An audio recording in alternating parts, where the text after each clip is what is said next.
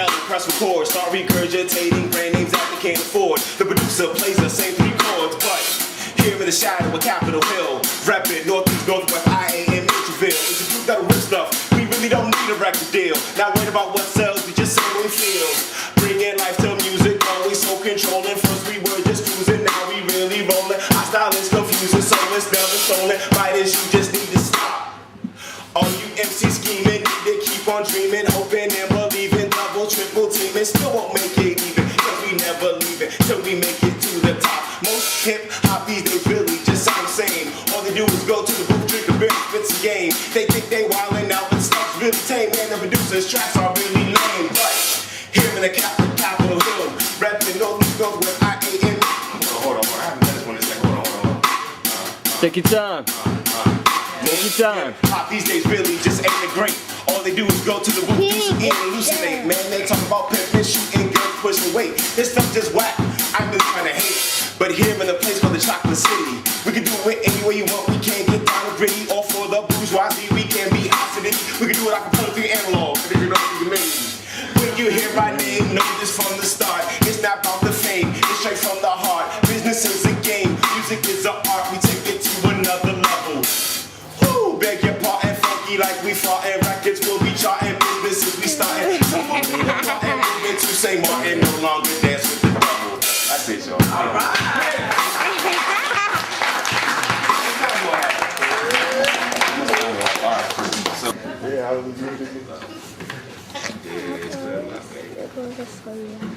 In the darkest corner of the fairest city, on an orange, hot evening, right before the sun slipped over the edge, a single bullet leapt from the cold concrete. It quickly clawed its way through an 80-year-old stained glass window and into the upper room.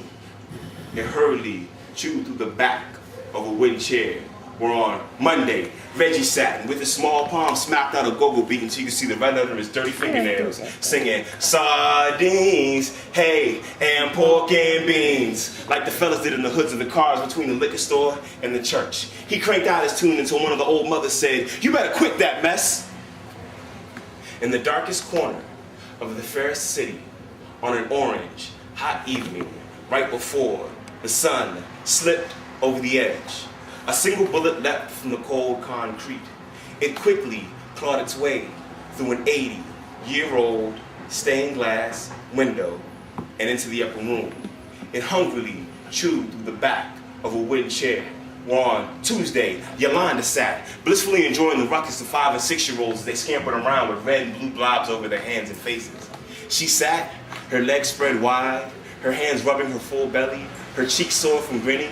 She whispers quietly, "Lord, please let me keep this warm."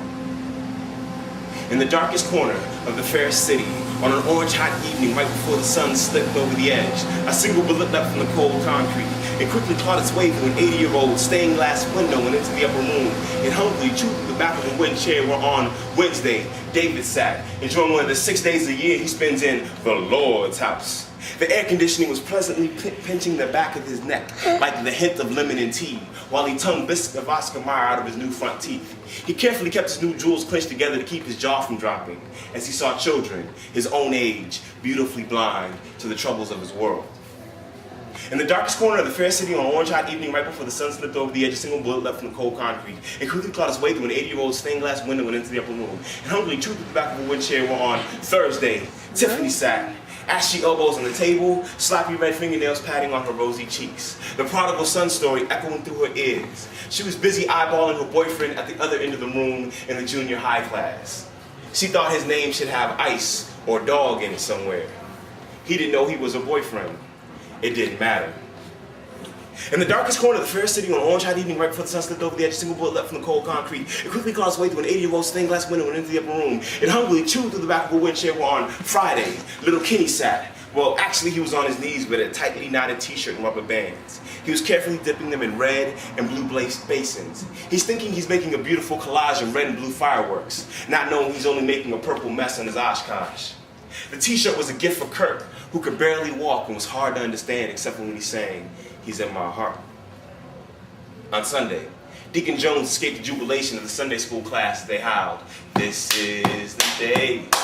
He slowly made his way up a flight of stairs. Upon reaching the top, he saw a small, deep hole, where the day before, a single bullet leapt from the cold concrete. It quickly clawed its way through an 80-year-old stained glass window and into the upper room. It humbly chewed through the back of a wooden chair and burrowed itself in the ceiling. Deacon Jones raised his head and his hand to the sky, thanking the Lord that they had rested on Saturday. Thank you.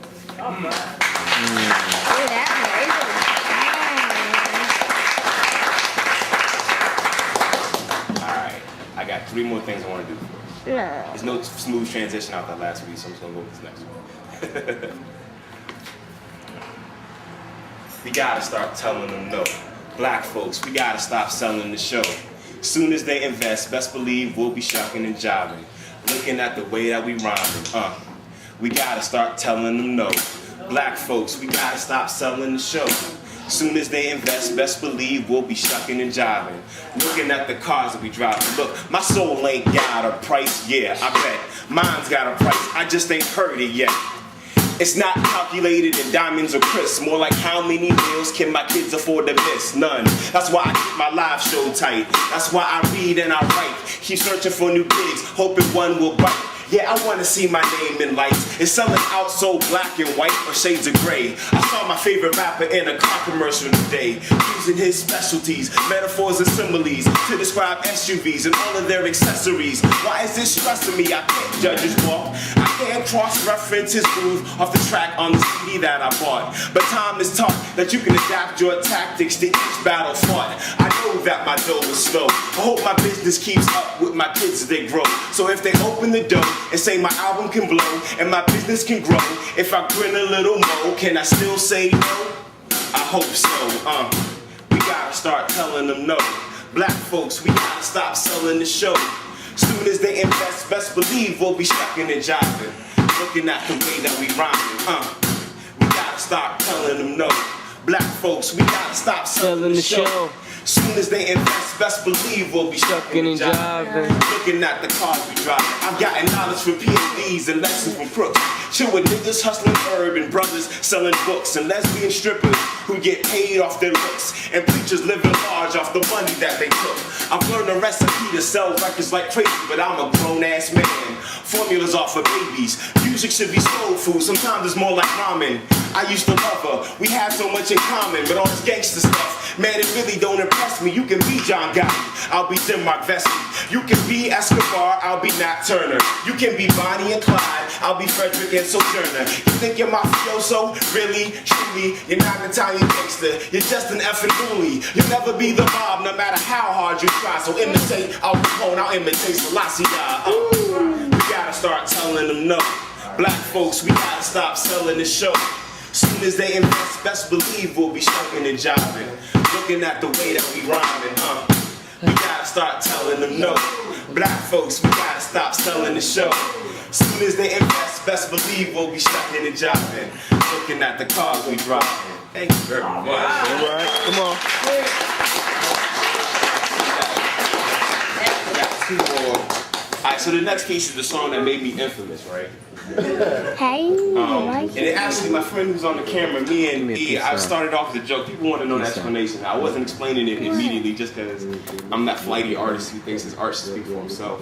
But because it made such a hubbub, it really started for me and my man. You know, I work with young people on a daily basis. I can't stand commercial radio some days, but in order to relate to my students, I make myself listen to them. I was walking around the other day going, "Yah, trick, yah!" Oh no, that's not Busta Rhymes. Nah, that's Soulja Boy. He know. That's why I gotta know. Cause he know. That's why I gotta know. That's one of the lyrics to the song. I don't know how you write that, but